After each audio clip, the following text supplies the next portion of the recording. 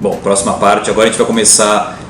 Na primeira parte vocês viram como veio essa criação dessa tecnologia de quartzo, como apareceu, até veio o primeiro modelo, que foi o Seiko, quando veio com esse primeiro modelo que a gente comenta lá no vídeo. 100 peças, ouro, luxo total, máximo da tecnologia que existia. Que eu já vi um ao vivo, tá? Esses relógios são raríssimos. Bom, 100. Eu vi ao vivo, e antiquíssimo, né? 1969. Na verdade, eu vi, a peça que eu vi faz parte da coleção do Museu da Seiko. Eu não visitei o museu, mas eu vi no stand da Seiko na Baselworld. Acho que desde mais ou menos 2012 eles começaram a fazer uma vitrine com toda a história, com vários relógios históricos da Seiko.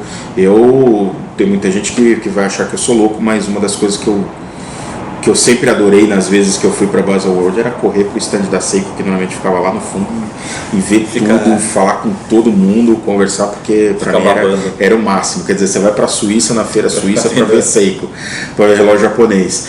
Então eu vi um Seiko Astron ao vivo. Fantástico. Bom, então a gente está falando do Seiko Astron em 1969, praticamente 70, né, que foi no Natal. E, bom, choque aí, né? Galera, todo mundo vão correr atrás disso. Acho que o próximo modelo importante a gente citar, Hamilton Pulsar. Sim, na verdade a evolução toda aí, existe até uma coisa interessante,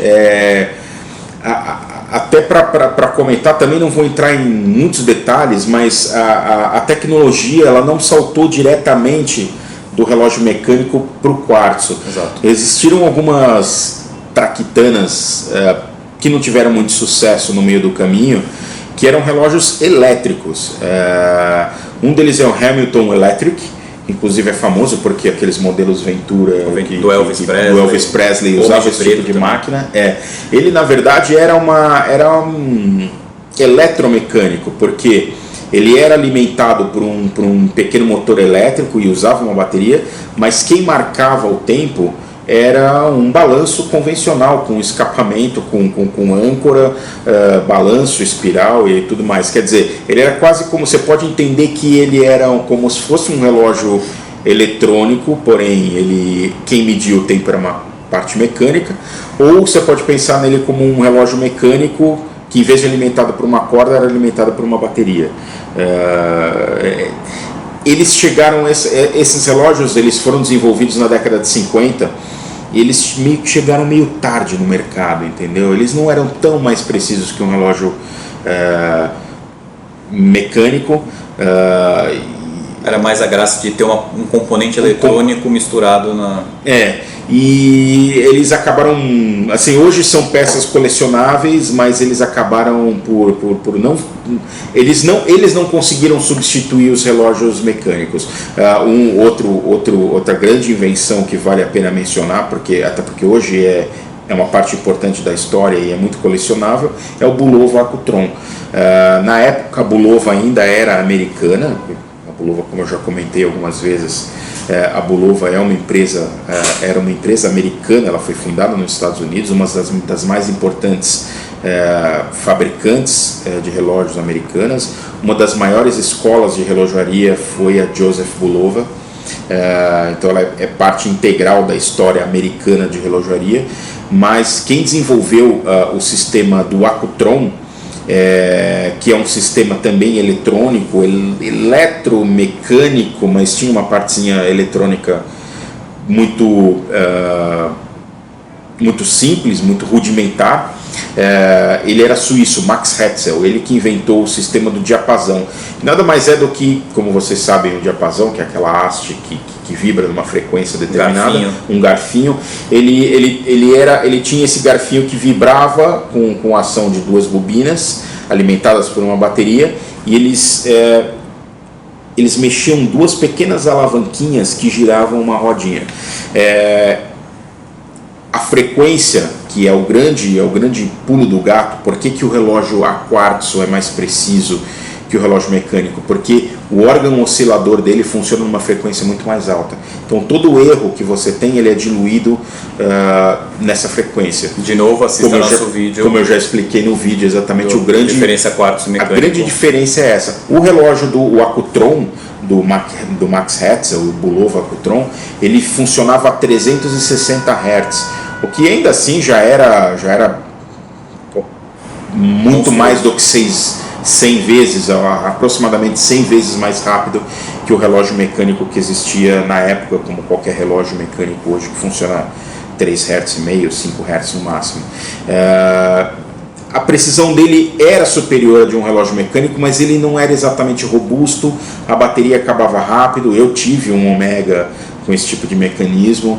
A bateria acaba rápido, ele funciona bem, mas ele é sensível a impacto e algumas outras coisas. Ele sofria um pouquinho com desgaste. Também foi um negócio que não vingou. Então esses são os primórdios das tentativas de melhor precisão sobre o relógio mecânico.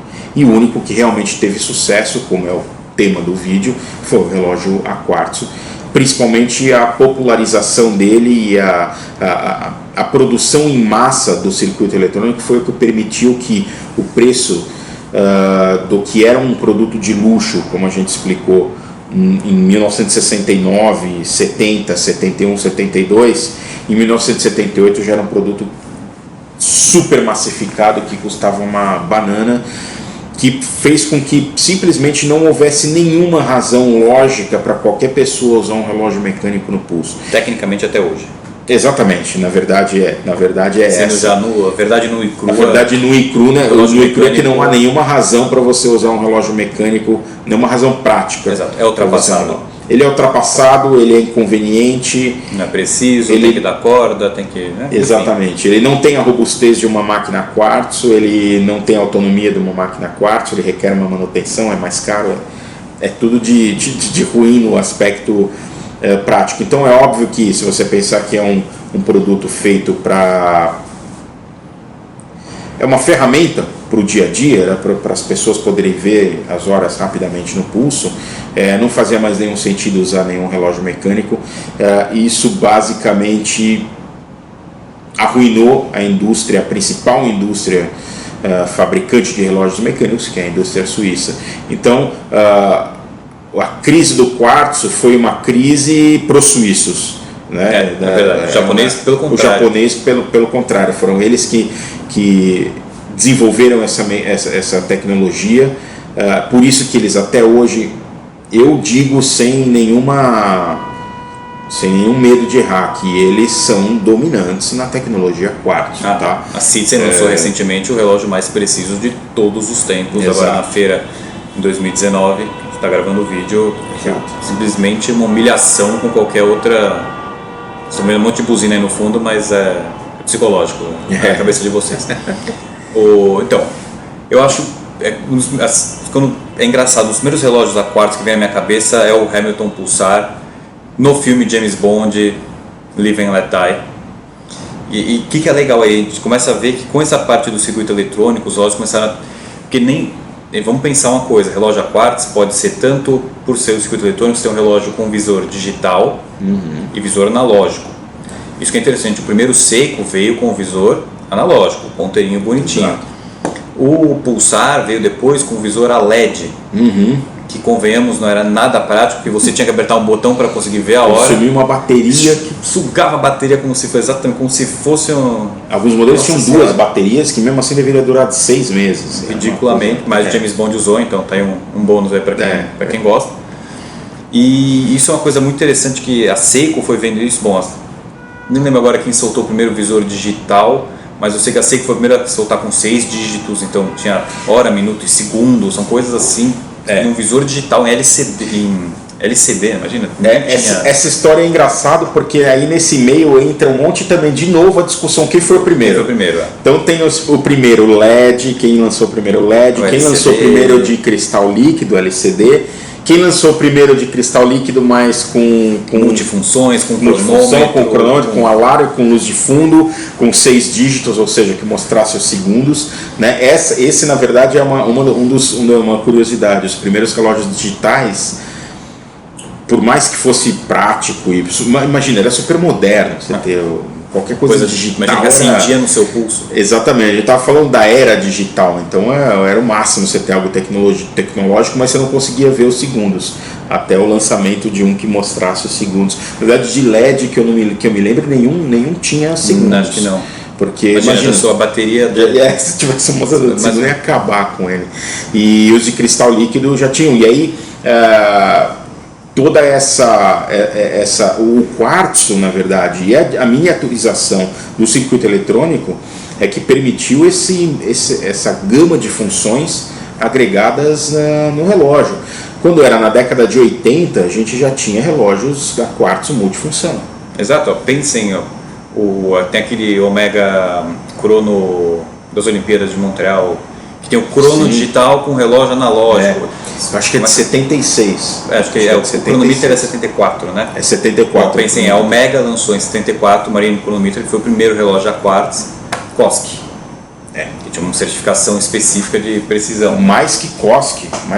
O Marine Chronometer foi o primeiro relógio de pulso a receber uma certificação de cronômetro marítimo, que é um nível de precisão muito mais rigoroso do que do COSC.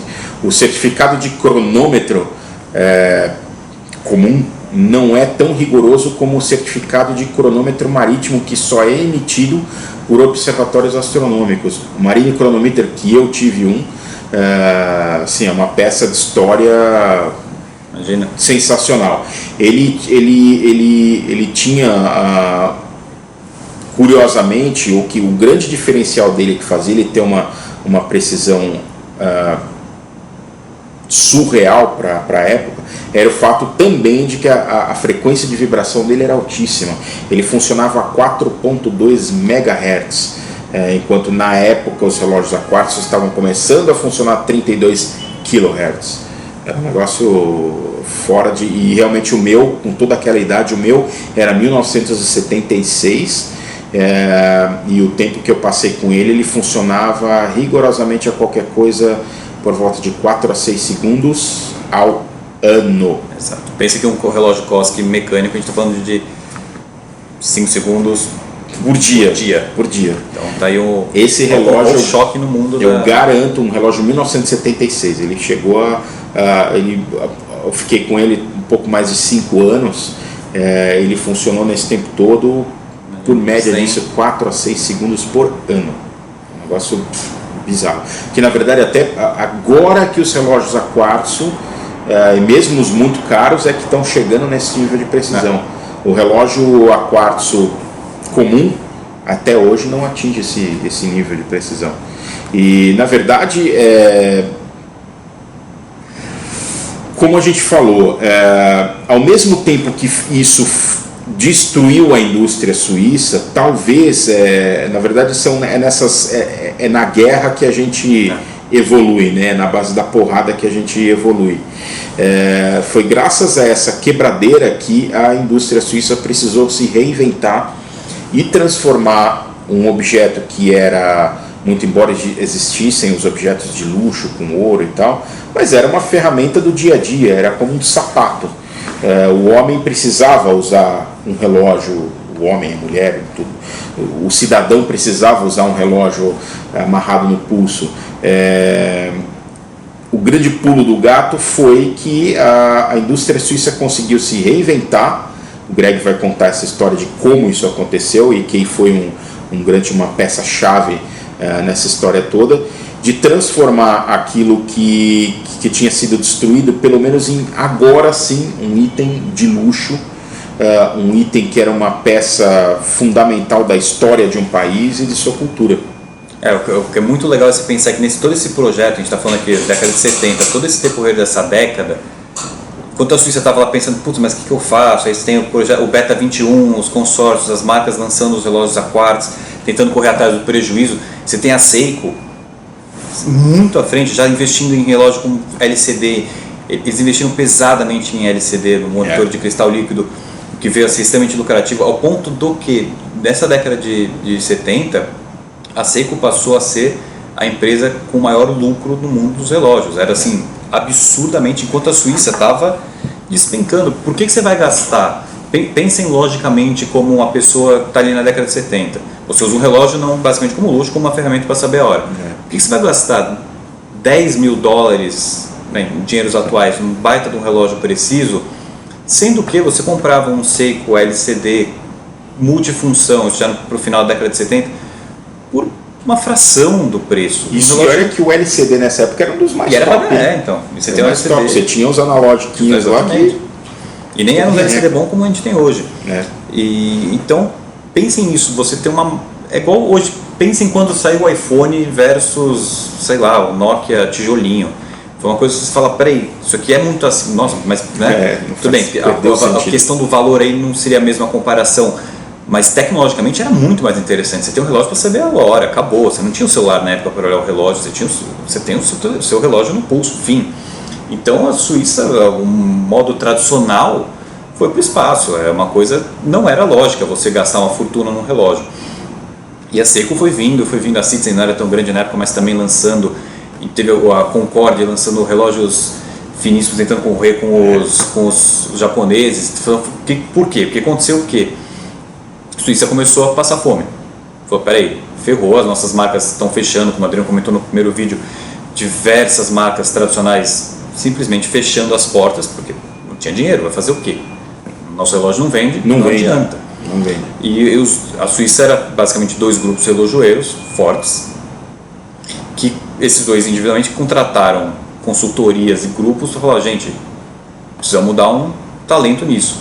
E é de onde vem, é uma coisa que hoje a gente comenta como assim uma coisa normal, mas acho que é muito interessante você ver como o quartzo levou como hoje é a relojoaria atual, que foi basicamente a criação da ETA, do grupo ETA, que você teve funções de grupos, peraí, vamos deixar só uma parte fazendo os mecanismos para as marcas trabalham sua parte de marketing, de não sei o que, porque até lá era literalmente uma coisa tradicional, cada um tinha a sua empresa, então a Patek tinha seu cantinho, fazia seu relógio, a Omega fazia suas máquinas, não sei o que.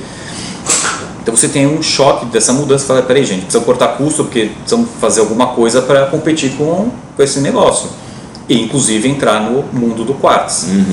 Que entra o projeto 21 lá, o Beta 21, que a gente tem diversas marcas, a Rolex fazia parte desse projeto, existe o Rolex Quartz, que depois veio ser o Oyster Quartz também, que é quando eles não quiseram fazer algum mecanismo próprio, mas pensem, isso é uma observação interessante que pouca gente sabe, mas o primeiro Rolex que veio com o vidro de safira foi o Oyster Quartz. Nenhum outro Rolex vinha com vidro de safira. Você tem noção como era uma máquina luxuosa e como queria chamar atenção para um público específico. Então é muito doido esse corrida atrás. E o que saiu? Bom, eu comentei até do Concorde, que era o relógio o Delirium. Que a Seiko lançou um relógio acho que de 4 milímetros, a Citizen veio, lançou um com 2, aí a Delirium lançou a ETA na época lançou esse Delirium 2 milímetros, acho que tem um que era até abaixo de 1. Se você colocava o relógio ele quebrava, mas era finíssimo, então é porque era um disco basicamente um papel.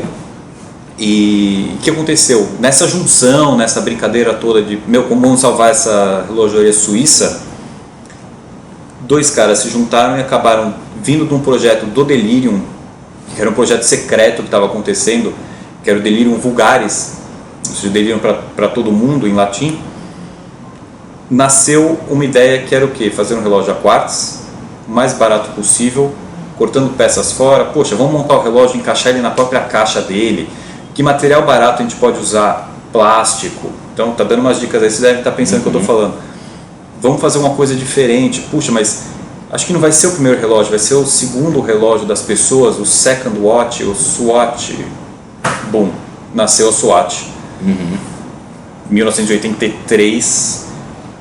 Apareceu o relógio do dia para noite, foi um sucesso absoluto, né? Não tem nem como contestar. O grande plus era o fato dele ser um relógio barato, tal como eram os japoneses, porém era uma coisa que é óbvia. O que tem justamente no logotipo da Swatch? A bandeirinha suíça. Ou seja, era você poder oferecer aquilo que já era oferecido, mas que era praticamente algo vulgar, porque era popular, era completamente popular, com o detalhe de ser Swiss made. Então o que é muito louco, você pode, Swatch, relógio baratinho, não sei o quê. Este relógio, queira ou não, sozinho, 1983, esse lançamento salvou a indústria suíça tradicional. O pai dessa ideia, que foi o Nicolas Hayek, Ele não era da indústria relojoeira, ele na verdade Engenheiro fazia consultor, parte. Ele fazia parte do grupo que, enfim, estava ali para organizar como eles iam liquidar com todas essas marcas. Como que a gente ia dividir as coisas e, enfim, encerrar com tudo e jogar tudo no lixo. E ele teve ideia, ele virou e falou, cara, isso é uma judiação. Isso é parte da história da indústria suíça e é algo a gente precisa fazer. E, em resumo, o sucesso do SWAT financeiramente serviu de base para a formação do SWAT Group e a aquisição de todas as marcas que foram sendo adquiridas ao longo da década de 80, 90 e anos 2000, que basicamente resultaram no que hoje é o maior grupo relojoeiro do mundo. Então, se você tem hoje aí uma Omega voltando a ser uma manufatura, como ela já é há 10 anos atrás, fazendo máquinas in-house e você tem uma Breguet dentro do grupo, você tem uma Blancpain, você tem, na verdade, a maioria dos pequenos fabricantes de componentes fazem parte hoje do SWAT Group, graças à visão do Nicolas Hayek, enfim, não só dele, mas todos os que participaram da ideia, e o SWAT. É bizarro se pensar que o reloginho baratinho é o que salvou todos os outros. Pode até parecer demais, mas é uma coisa assim absurdamente fundamental. A indústria suíça tinha reduzido a quantidade de funcionários para, assim, pateticamente números ínfimos. E depois, você pode pegar números, você vê, em 83, lançamento do SWAT, a curva que estava indo para o espaço começou a voltar a crescer, porque começou a ter... Ninguém comprava mais relógio tradicional nessa época. Para que você ia gastar tudo isso, como a gente estava comentando? E finalmente apareceu um produto suíço que competia direto em questão de preço, de qualidade, precisão, etc., com o japonês. Pronto, relógio suíço. Então, isso que é muito legal de pensar que temos todas as tradicionais marcas gigantescas que a gente conhece hoje. Pode ter certeza, eles podem não falar para você, mas no fundinho, eles abraçam a SWAT como a salvação da história do relógio suíço.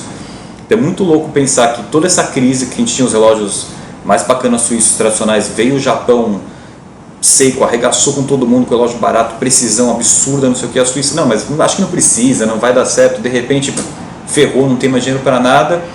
E Nicolas Hayek com a ideiazinha de fazer, juntar ele com Ernst Tomke, que era o outro cara também que estava junto nessa parceria, fizeram esse relógio, peças integradas na caixa, tudo para baratear o plástico, não sei o que, bateria ali, encaixa ali, a própria caixa, né, serve como a base do movimento. O relógio, acho que na época custava $38 para ser fabricado, se eu não me engano, só tinha uma coisa assim.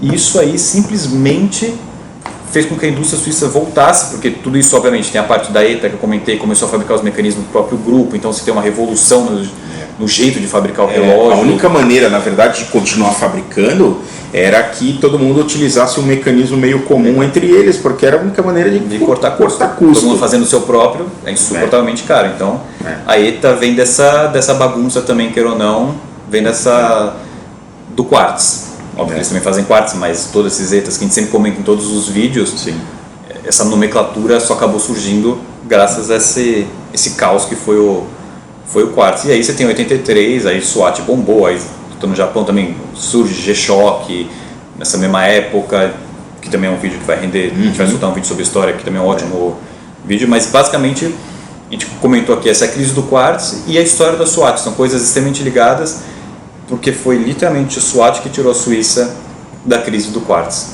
Então é muito louco como um cara sozinho não, mas como um grupinho de gente ali sentado, falando, precisamos salvar a indústria, pensou uma coisa que por isso que eu comentei no começo do primeiro vídeo, a gente só está com esses relógios hoje, suíços bacanas e etc, porque a SWAT entrou e fez o relógio de plástico que você acha hoje por R$200, R$300, dependendo por aí.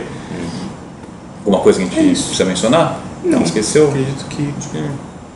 Então tá aí, ou seja, tenham gostado. Dê muito valor para o SWAT do seu vizinho ou o seu, porque esse relógio salvou nossa pequena paixão. Então, por isso que muita gente fala, mas você está de SWAT, mas nossa, está dando um susto no pulso. Fala, não, se não fosse esse miserávelzinho de plástico, onde estaríamos hoje? Talvez talvez só seco também não seria ruim, esse vídeo não serviu para nada, eu estaria de seco e estaria todo mundo feliz e... Capaz. É isso aí. Bom, é isso, espero que tenham gostado. A gente esqueceu alguma coisa, ficou alguma dúvida, como sempre. Comentem. Só falar embaixo, fala mal, fala bem. Preferimos quem fala bem. Você pode falar mal também, não tem problema. E até o próximo.